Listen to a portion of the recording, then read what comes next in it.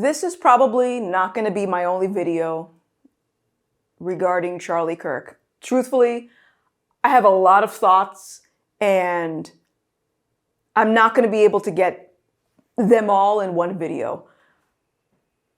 So for this video, I want to talk about something that I know a lot of people are going to disagree with me on, and that's fine. All I'm asking for you to do is to open your eyes. The last few days have been very difficult for a lot of people, myself included. At first, I was distraught and overwhelmed with grief after seeing that horrible video of Charlie Kirk's murder. I mean, it's one thing to acknowledge that tragedies happen, but it's another to actually witness it up close and in 4K, circulating all over the internet. I wish I could get that image out of my head, but at the same time, maybe I needed to see it, to be reminded of what the bigger picture is. And I think a lot of you needed to see it so you could understand, you could fully grasp what we're up against. A lot of people seem to think that what happened to Charlie is the result of political warfare. And yes, that is certainly part of it. I'm not blind to how instrumental the left has been in creating a monster out of political opponents. You can only call someone a racist, a Nazi, or a fascist for so long before the sheep actually start to believe it. And anyone who's walked away from the left knows exactly what I'm talking about. They'll put words in your mouth and say things that you've never actually said and then justify murdering you based on that delusion.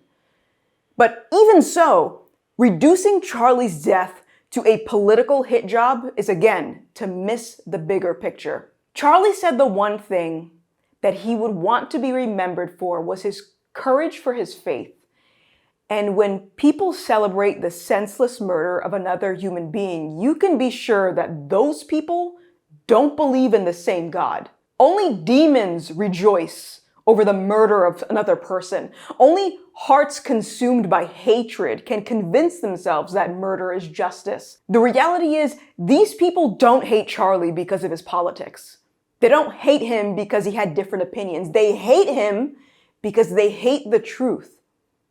I could point you to all the philosophers and political theories that fueled this person's disdain for free speech. And I could show you books upon books upon books to give you the exact playbook of what these lunatics are after. But could you tell me who convinced this person that morality is subjective? There's a reason why Karl Marx himself said that religion is the opium of the people. And that's the part that no one wants to talk about. Evil isn't just an idea. It isn't some abstract concept we throw around when someone does something we don't like. Evil is real, it's objective, and it manifests itself in people who have hardened their hearts so much that they've become blind to their own wickedness.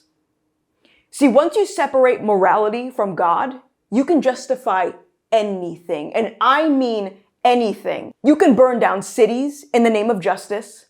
You can mutilate children and call it healthcare. You can lie. You can steal. You can destroy. You can convince yourself it's all virtuous because morality is subjective, is it not?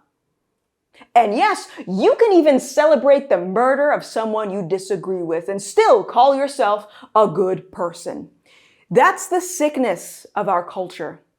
We've traded truth for comfort, virtue for vice, God for self. And the end result isn't just political polarization. It's violence, chaos, and ultimately death. Charlie's murder is proof that this battle we're in is not just left versus right, conservative versus liberal. It's good versus evil. It's light versus darkness. And anyone who saw that video knows exactly what I'm talking about. This is a war for the soul of our nation and the souls of our neighbors. The only question is, what are we going to do about it? Are we going to let grief and fear paralyze us? Are we going to fall for the lies that political saviors alone are going to fix this problem? Or are we going to pick up that microphone the same way Charlie did and proclaim the truth? Because here's the thing, if his death is going to mean anything, it has to push us to hold fast to what's good even when the world hates us for it, even when our comfort or our own reputations are on the line. Remember, A man was executed in front of his wife and children. To say that this is just about politics is to miss the point. He wasn't even a politician. If this can happen to him, what do you think they'll do to you? So if you're angry, if you're heartbroken, if you're asking yourself, what can you do? Start there. Because that's how we honor Charlie. That's how we drive out darkness. And that is how we remind these sick people that evil doesn't get the last word. Jesus Christ does. When you're on campus, do you ever feel unsafe when it gets to this amount of numbers? We don't want to have to be accountable to God when this life passes. And he asks, why did you not trust in me and not fight evil? My call is to fight evil and to proclaim truth. That's it. If everything completely goes away, how do you want to be remembered? I want to be remembered for courage for my faith. That would be the most important thing. The most important thing is my faith. I'm just flesh and bone, but more importantly, I'm a soul. And that soul is accountable to one being.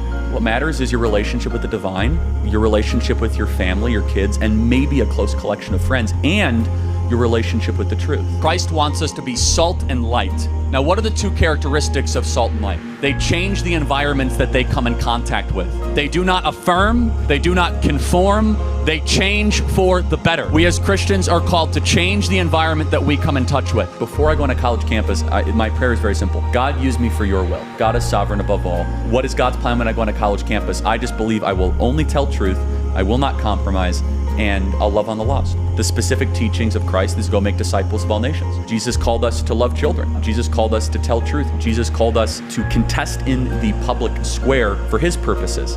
I'm far more interested in what God wants of me than what I want from God. And what God wants from me is a life fighting for truth. You are commanded to go do something productive with your life. Wow. To go give and to produce and to risk and to then go sow into other people. That is a biblical idea that has made the world a profoundly better place.